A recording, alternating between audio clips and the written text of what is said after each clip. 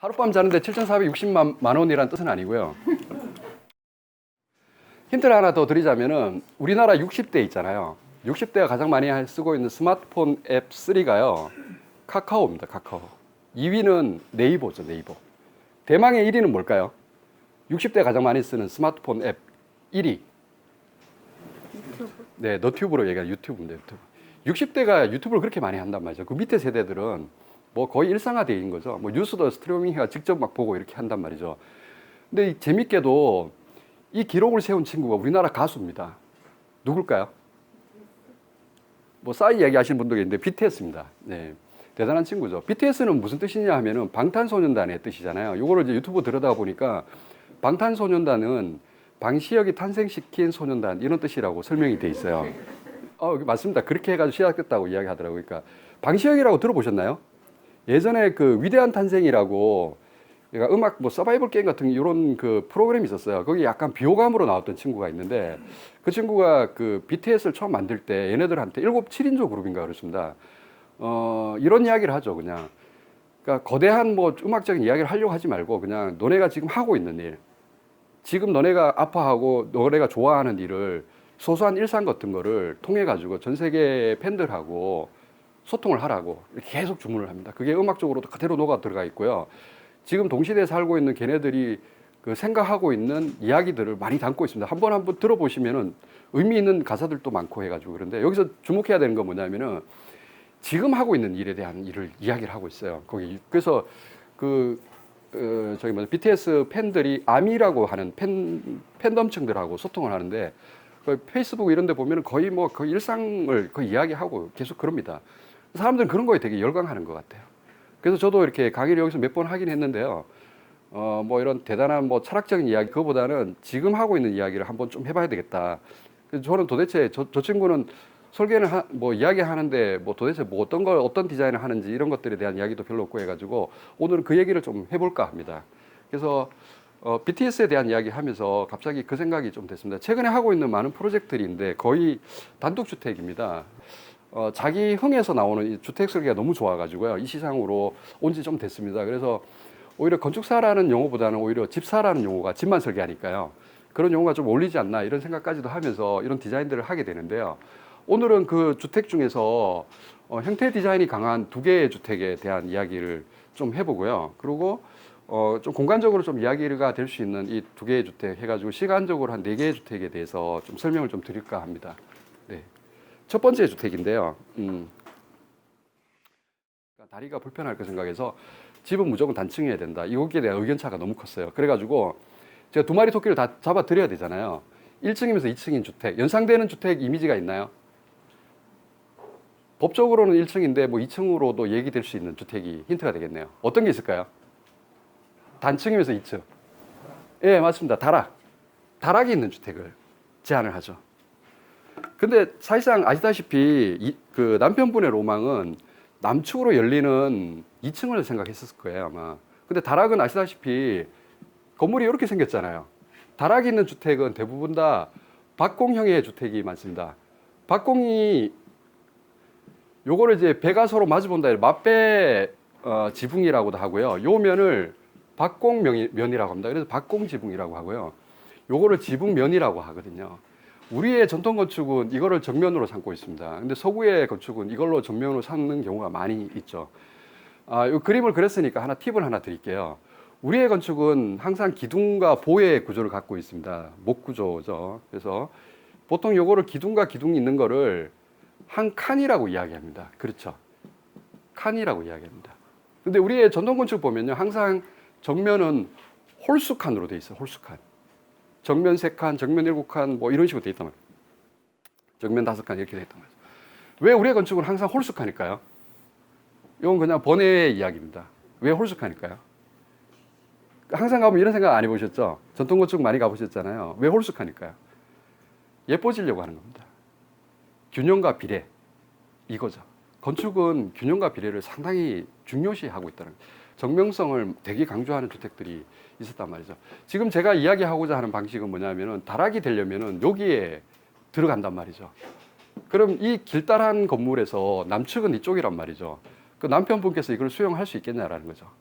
어림없죠. 그래서 고민 끝에 이거를 지붕을요 이렇게 들어 올려 버립니다. 들어 올려고 원래는 이렇게 돼가지고 디자인상 이렇게 해가지고 이렇게 내려가죠. 이렇게 해서 이쪽에다가 창을 내려고 시도를 합니다. 이렇게. 그림 대충 막 그리고 있는데 예, 이해를 하셨으면 좋겠습니다. 그래서 뒤에 이 지붕을 날리는 점. 이게 날리는 이유는 뭐냐면은 더 높이면 되는데 다락이라는 거는 건축법상의 지붕 속의 공간을 의미합니다. 지붕 속 공간을 다락이라고 이야기를 하죠. 거기는 냉난방을 해서도 안 되고 화장실도 안 되고 원칙적으로는 안 됩니다.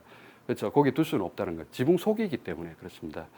근데 이게 건축법상이 규제를 하고 있어요. 구조물 상단하고 하단의 높이를 가중평균을 해가지고요. 1.8m라는 거를 넘어서면은 층으로도 넣고 면적에 다 넣겠고 그 이하가 되면은 미만이 되면은 이제 면적에 들어가지 않는 이런 개념입니다. 그래서 이렇게 해서 다락으로 아내분의 로망하고 남편분의 로망을 잡아들이기 시작하는데 땅이 생긴 거 보면은 정사각형이 약간 이쪽 오른쪽이 약간 뭐 툭 좀 튀어나왔어요. 그래서 여기를 아내분의 로망인 그 온실을 가져가는 거예요. 온실하고 주방하고 연계를 하는 이유는 주부 동선을 좀 좋게 하기 위한 노력이기도 하고 해외도 자주 나가시니까 아무래도 가급적 열들이 있잖아요. 좀 약간 튀어가지고 온실의 하초들이 얼지 않게끔. 참고로 여기는 강원도 강릉에서 지금 현재 짓고 있는 주택에 대한 이야기거든요.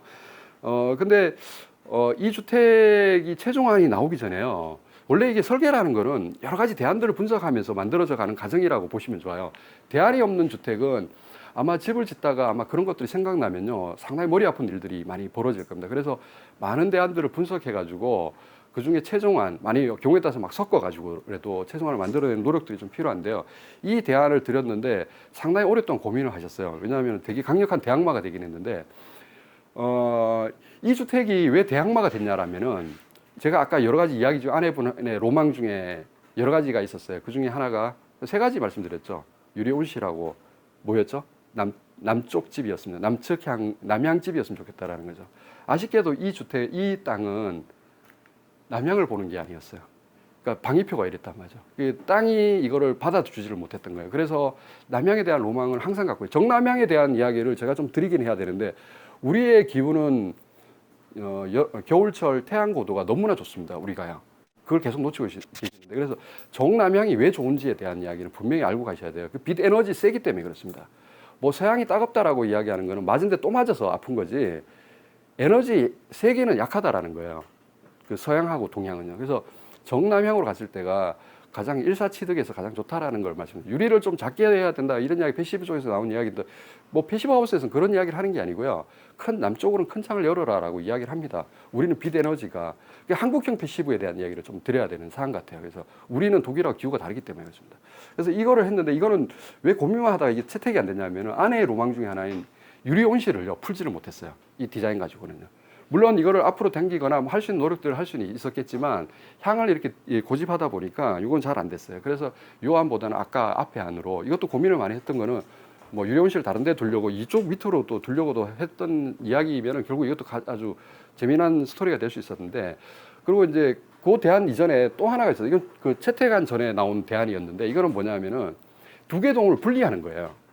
쉽게 얘기하면은. 그러니까 두 분만 사시거든요. 근데 큰 집이 필요 없잖아요. 아까 그것도 큰 집은 아니야. 서른 한 3m 한 중반 주택 정도 되는데요. 이것도 면적을 따지면 그런데 두 개를 나눠버리니까 어쩌다 오는 손님은 내실을 며느리라든가 오면은 방을 따로 하는 컨셉이죠. 이런 것도 나쁘지 않거든요. 그래서 이것도 참 재밌게 들여다봤는데 이거는 중정을 가운데다가 유리온실을 껴넣는 스타일입니다. 이 집의 컨셉은 이런 겁니다. 방과 방을 가는데 비를 맞고 가야 됩니다. 몇 방 가는데 비를 맞고 가야 돼요. 이게 컨셉입니다. 어떠세요? 근데 가만 생각해 보세요. 우리 옛날에는 이런 집에 살지 않았나라는 거죠. 그래서 언제부턴가 정체불명의 현관이란 게 들어옵니다. 양옥이라는 주택이 들어오면서 현관이라는 게 딸려 들어오거든요. 우리는 원래부터 현관이라는 거를 갖고 있던 민족이 아니었었어요. 양옥이 들어오면서 우리의 전통의 한옥은 불편하다라고 생각해서 그걸 지워버렸던 것 뿐이지. 그래서 요 안으로 채택이 됐죠. 보시면 아주 단순하고 간결하고 절제된 아름다움을 이야기하고 싶었어요. 뭐냐면은 바깥분이 디자인 하시기 때문에 제가 대응하기도 좀 쉽지는 않았던 것 같고요. 디자인 하시는 분들 요즘 현대차 아반떼 디자인 좀 파격적이잖아요. 외국의 수석 디자이너 불러들여가지고요. 여태까지 보지 못했던 그릴 것이며 뭐 이런 것들 많이 이야기를 하고 있는데 아무래도 이렇게 디자인 계통이 계시기 때문에 아무래도 그런 것들에 대한 생각들을 좀 하게 됐습니다. 여기를 들어 올리다 보니까 처음에는 어떻게 했냐면은 저 앞쪽을 이제 들어 올리기 위해서 지붕을 이제 올립니다. 근데 너무 그냥 올려놓으면은 그냥 이렇게 민자가 돼서 외쪽 날개처럼 돼서 보기에 싫잖아요. 그래서 어떤 그 아트 박스 같은 거를 있잖아요. 뚜껑을 해서 이렇게 열리는 모습으로 디자인을 합니다. 그러니까 어떤 곡식이나 과일이 무르익어 가지고 벌어지려고 하는 듯한 그런 풍요 같은 이런 거를 이야기를 하는데 디자인하신 남편분이서 이야기하신 게 아내분께서 이야기하시다 한마디 딱 하시더라고요. 그러니까 이게 너무 지붕이 무겁다. 이야기 딱 하는 순간 그냥 이것도 버려버린 거죠. 여기까지는 이렇게 이런 디자인을 했는데 여기 창이 너무 작게 나오기도 하고 디자인도 많이 깨지고 해가지고 이 디자인을 버리고 최종안은 그냥 이렇게 했어요. 그냥 이렇게 그러니까 한쪽을 좀 약간 그러니까 편심이 들어가요. 편심 지붕이 돼버렸어요. 그렇죠. 물론 외쪽보다는 이게 좀 디자인적으로 좀 나아서 여러 가지 좀 해드렸는데 아마 이게 제일 마음에 든다 그래가지고 어떤 건물이 좀 인사하는 듯한 느낌, 약간 기우뚱한 느낌이 좀 듭니다. 약간 역동적일 수도 있고요. 예, 그렇게 보이는데 너무 한쪽으로 쏠리다 보니까 뒤에서 뭔가를 잡아줄 필요가 있었어요. 그래서 뒤에 립스틱 자국 하나 딱 묻혀가지고요. 뒤도 좀 봐줬으면 하는 이런 그 디자인적 욕심이 이렇게 났죠.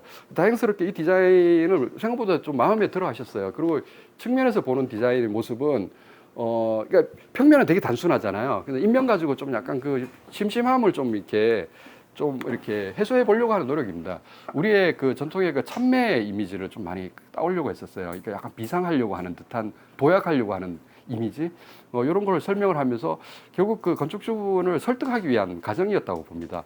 스케치업이라는 프로그램이 있습니다. 아주 간단해요. 쉽게 쓰실 수 있어요. 그 프로그램을 통해 가지고 제가 2005년부터 썼으니까 상당히 오래됐죠. 이게 스케치업이라는 프로그램. 요즘 건축주분들이 많이 쓰고 계시는데 건축 설계하는 사람들은 오래전부터 써왔던 프로그램입니다. 아주 간단하게 터치할 수 있는 거죠. 평면 가지고 그냥 쑥쑥 그냥 직감적으로 올릴 수 있는 프로그램이십니다. 그걸로 이렇게 했는데 실제로 지금 짓고 있습니다. 짓고 있는데 목조주택으로 짓고 있는데 반응은 뭐냐 하면은 이게 지금 제가 옆에서 봐서 그런데 이게 생각보다 상당히 깁니다. 이게 20m 정도 되니까요.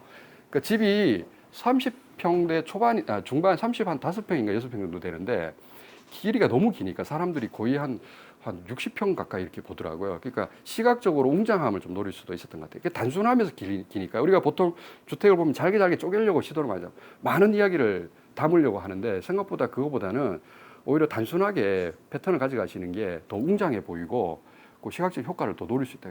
예를 들어 어떤 포인트 같은 걸 잘 액세서리 같은 거 있잖아요. 우리 귀걸이나 뭐 이런 것처럼 포인트를 잘 두시면은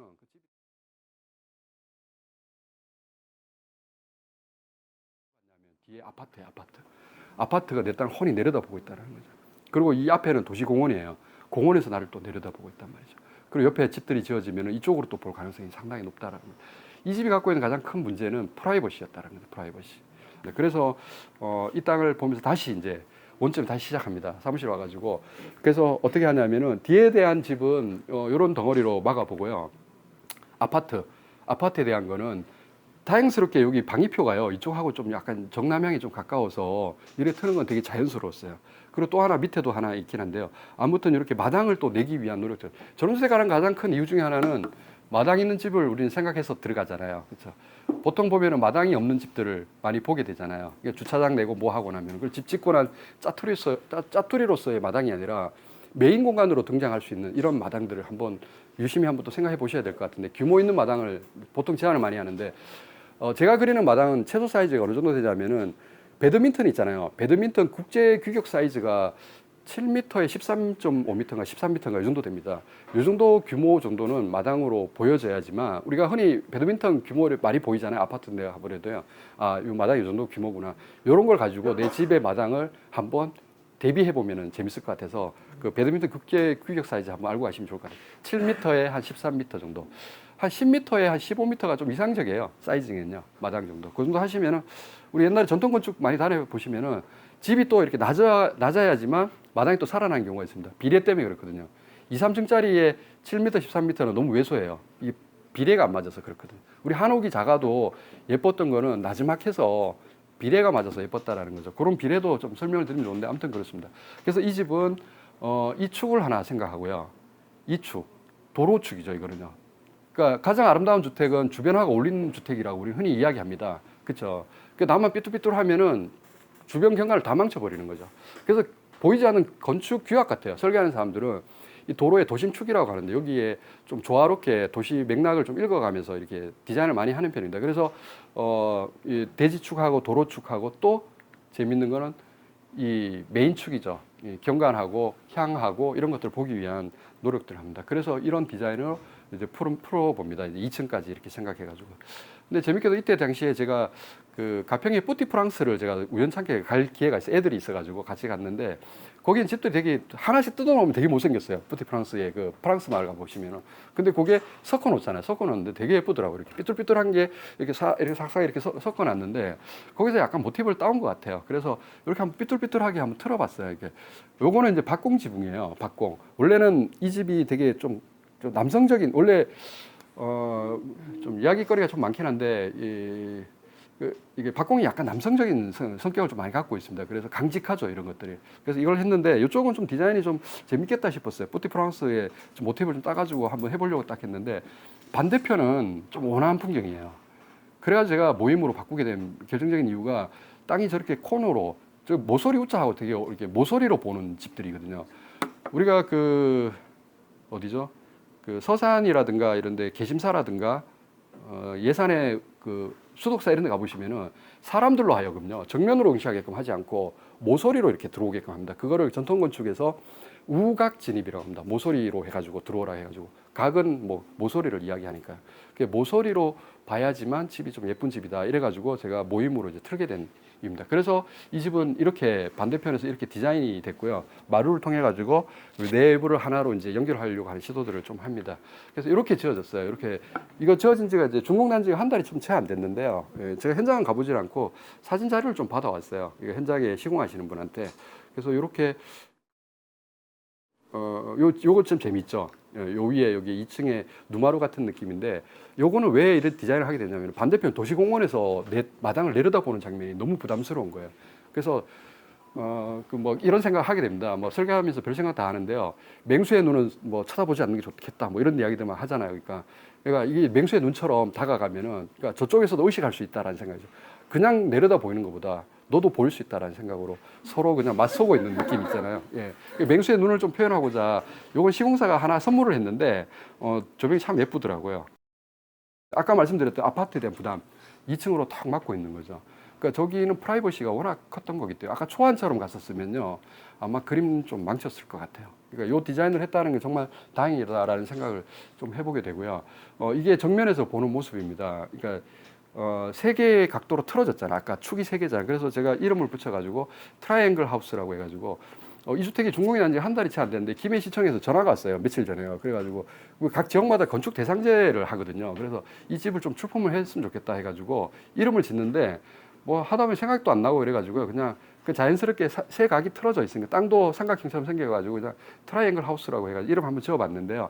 요게 이제 아까 타나목으로 보여지는 모습이고 아주 거칠죠. 외부가요. 막 이게 뒤틀려 있죠, 집들이요. 예. 아까 뒤에서 보는 풍경은 아시다시피 아파트예요. 도심의 풍경이죠. 근데 앞쪽은 저 대자연을 노릴 수 있어가지고 아마 그렇게 뭐 자연을 품고 있는 주택 이렇게 생각하면 좋을 것 같고요. 내부 예? 지붕은 뭐 이거 아까 저기 평판 사이딩 기아라고요. 그 프라나 에바노라는 제품이 있습니다. 그 뭐 이게 뭐 스페인의 어딘가 그 건축가가 뭐 여기는 지금 현재 있는지 잘 모르겠는데 밑에 가면 아마 자재가 있을 수도 있겠네요. 한번 참고해. 얼마나 돼요? 요거는 한 50평이 좀 넘습니다. 아까 누마누라라고 했는 게 혹시 그 공간도 또 차지하고 있어가지고 실면적은 한 그거 빼면 한 40평 후반대 정도. 집이 좀 날씬해요. 제가 그 뚱뚱한 집, 날씬한 집에 대한 강의를 좀 하고 있었어요. 그래서 날씬한 집에 대한 그 강점 같은 걸 좀 설명을 많이 하고 있거든요. 그거는 이제 외부 공간에 대한 이야기를 좀 많이 하고 있어요. 외부 공간을 우리가 너무나 도외시하고 있기 때문에 그러니까 뚱뚱한 집이 내 마당을 밀어내고 있다라는 이런 개념으로 제 디자인들은 항상 집이 좀 날씬한 편입니다. 그래서 날씬하게 길죠. 그냥 웅장해 보일 뿐이지 그렇게 크지는 않다라는 거 잠깐 말씀드리고 요즘 인테리어 사양인데 요즘 인테리어가 옛날처럼 뭐 이렇게 뭐 아주 막 뭐 다양한 이야기를 담지는 않고요. 아주 심플하게 많이 갑니다. 있는 듯 없는 듯. 이렇게 디자인을 많이 하는데 여기 보시면 조명 같은 게 요즘 조명이 좀 재밌어가지고 여기 바리솔 조명이라고요. 프랑스의 바리솔이라는 회사에서 그 매입 조명입니다. 옛날에 뭐 샹들레처럼 뭐 이렇게 막 튀어나오는 게 아니라 그 위에다가 탁 박아 놓습니다. 아주 큰 판으로요. 그래서 스위치 박스를 통해 가지고 뭐 조도 조절을 하면서 저기 LED 조명이 상당히 많이 들어가 있거든요. 아주 심플합니다. 라인 조명으로 약간 그 심심함을 덜었는데 벽은 그 참고로 이게 도배를 하진 않고요. 저거 친환경 그 수성 페인 아니 비닐 페인트라고요. 페인트로 카페처럼 이렇게 해놨는데 되게 그냥 민자예요. 대신에 바닥은 헤링본 마루를 깔았어요. 헤링본 뭔지 아시죠? 이렇게 지그재그처럼 까는데 꺾인 집은 헤링본이 좀 안 좋았다라는 걸 이번에 알았어요. 그러니까 이게 틀어지는 그 사이 만나는 지점이 해결하기가 쉽지 않더라고요. 이쪽에서 오는 헤링본하고 이쪽에서 오는 헤링본이 만나는 그 각진대가 여기 이 집이 좀 많거든요. 거기가 줄눈 같은 걸로 시공할 수밖에 없는 상황이죠. 어긋나니까요. 그래서 이런 거는 좀 약간 조심하게 접근했어야 된다라는 생각을 좀 해봅니다. 항상 집 짓고 나면 뭔가 항상 한두 가지는 좀 후회로 남는 장면이 있습니다. 대신에 이렇게 민자로 이렇게 가면 장점이 뭐냐면은 포인트를 주기가 좋아요. 요거는 이제 주방인데 주방은 그러니까 이분은 나무를 되게 좋아하세요. 그래서 바깥에도 나무를 썼지만 내부도 나무를 쓰고 싶은데 아라우코 합판이라고 약간 친환경 합판이죠. 빈티지 느낌이 나는 아라우코 합판이 있는데 요 합판이 좀 괜찮아요. 제가 써본 바에 의하면요. 저는 설계를 하고 직접 뭐 시공하는 사람은 아니지만 느낌이라는 게 있잖아요. 이렇게 딱 보면은 그래서 요걸 설계에 제안을 많이 했는데 주방의 모습입니다. 그 바깥하고 좀 많이 열려 있죠. 전원주택은 아파트하고 달라가지고 아파트 뭐 봉창 이런 거 내는 게 아니라 시원한 전망창도 얼마든지 그래서 주방에 어떤 풍경을 노릴 수 있는 장면을 주방으로 많이 가기도 합니다. 요즘 이제 그 거실 문화보다는 그 이제 주방 다이닝이 좀 약간 좀 대세로 흘러가는 것 같기도 하고 이 집은 막 틀어져 있으니까요. 주방도 좀 재밌더라고요. 아까 말씀드렸던 요 조명하고 요 위에서 있는 풍경이고 내부는 심플합니다. 이게 헤링본으로 갖고 여기에 우리가 뭐 이미지월 이런 거 이야기하시는데 이런 거 해놓으면 참 재밌습니다. 그러니까 벽을 하나 파버려요. 그냥 아무것도 없어요. 그냥 파가지고 조명만 딱 심어놓는 거죠. 보통 천장에 이런 거 많이 하잖아요. 라인 조명, 우물 천장 해가지고 많이 하는데 벽에다 이렇게 해놓으니까 요거는 이제 시공사가 이건 설계에서 나온 건 아니고요. 제가 인테리어 설계까지는 하진 않고요. 설계 저는 되게 가성비가 좋은 건축사라고 또 흔히들 이야기하는데 인테리어까지 하게 되면은 비용이 너무 크니까요. 근데 인테리어는 시공사에게 맡기는 편이죠. 근데 시공사가 감각 있게 좀 터치를 해줬던 것 같아요. 이런 인테리어 미팅할 때 저 참여를 했었어요. 부산에 있는 업체에서 하긴 했는데 이런 거 참 재밌더라고요. 그리고 이 시공사가 좀 참 예쁘다고 하는데 계단실 위에 있는 조명이거든요. 근데 저는 이게 좋은지 어떤지 모르겠는데 이렇더라는 거죠. 계단도 아시다시피 저희가 보통 계단을 깔면은 그 첼판이라고 하거든요. 디딤판, 첼판 이렇게 하는데 첼판도 나무로 쓰는 경우가 많이 있습니다. 근데 요걸 좀 제거해 주시면 좋아요. 그러니까 뭐냐면은 켜가 보이기 때문에 떠 있는 듯한 느낌이 듭니다. 이런 풍경처럼요. 그러니까 페인트로 아니면 도배를 하든 이렇게는 멀리서 보면요. 이게 약간 부양돼 있는 듯한 느낌? 이런 느낌이래 가지고 보통 이렇게 하면 시공하시는 분들이 저게 디딤판이 나중에 하자도 생기고 뭐 뒤로 밀리기도 하고 이게 옆에 첼판이 안 잡아주니까 옆에 측면에 근데 예쁘면은 모든 게 다 용서가 될 수 있다 이런 얘기 있잖아요. 그런 것처럼 그냥 예쁘게 한번 디자인 해보는 것도 좋겠다 싶어가지고 이게 만약에 나무로 했으면 좀 어두워 보였을 것 같아요. 그냥 디딤판만 이렇게 나무로 하니까 이 두 번째 대한 이야기를 지금 드렸고요. 이제 세 번째, 네 번째 갈 길이 뭐네요. 네.